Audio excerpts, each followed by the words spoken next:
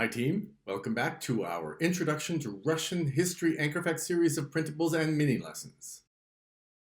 This video will serve as a summary and conclusion to the series, bringing us all the way to the Russia-Ukraine War, which has continued for 3 years now.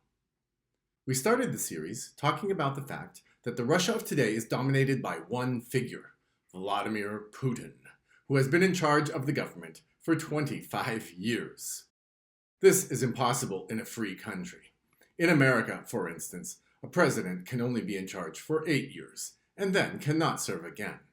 If a leader can be in charge for his whole life, then whatever government you claim to have, it is not really any different than a monarchy. It is one person ruling. This is because Russia has always had one ruler. It had a monarchy, and it had communism. And in both these forms of government, one person's will is always the final word. Russia has never really known democracy. The story of Russia begins circa 862 AD, with its first ruler, Rurik, a Viking who took over a group of native tribes and founded the first version of Russia, known as Kievan Rus.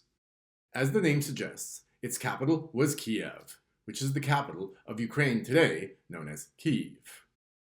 This early version of Russia had no contact with Europe other than Constantinople, the last great remaining Roman city, where Christianity was different than in Rome itself. So when Vladimir I converted to Christianity and his people followed, it was Orthodox Christianity that they adopted, circa 988. Russia's isolation from Europe continued under the Mongol occupation from 1240 to 1480. Where Kiev was under the control of the Mongols from Asia, and Moscow became the capital of Russia instead. When Peter the Great became Tsar, which is Russian for Caesar, he resolved to join Europe, and he defeated Sweden in the Great Northern War of 1700-21 to do so. Russia could hardly complain that when it joined Europe by defeating its neighbor in a war, that it started to suffer from European wars. That was part of the bargain of joining Europe. Napoleon's invasion of Russia in 1812 was the beginning of a terrible new reality for Russia. It showed how backward Russia continued to be compared to Europe. World War I did as well, and when the people had had enough, Vladimir Lenin promised them that communism would fix it all. He took over Russia in the Russian Revolution of 1917 and promised that Russia would now catapult past everyone else with him in charge. It did not. It suffered greatly, with millions killed by their own government, and it might well have been destroyed completely in World War II if it were not for American aid. Even with American help, Russia lost 24 million dead in the war. When the opportunity came, therefore, to have power over Europe, Russia took it. It ruled Eastern Europe in the Cold War from 1945 to 91 and forced its people to have communism. To keep them from leaving this miserable life, Russia created a border wall that was designed to keep them in their countries, including the infamous Berlin Wall.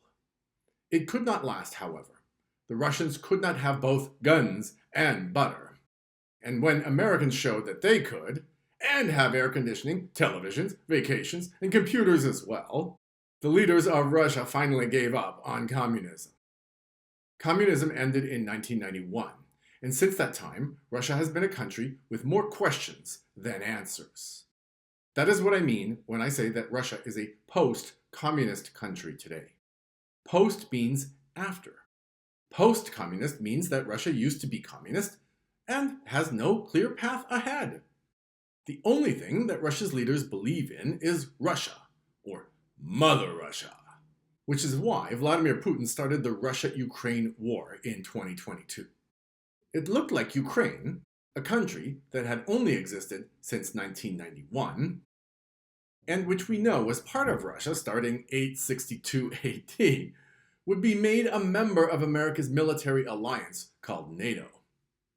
Russia has been afraid of Europe since Napoleon, and has been afraid of America as well.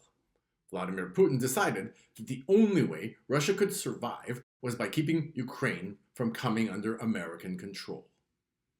Modern students of history often make the mistake of looking back at history and criticizing people for the way they lived, thinking that we know better today. But the truth is, we do not know how to live in peace any more than people used to in the past. Russia certainly does not. Russia continues to be an important part of the world we live in, and a country whose history we need to understand.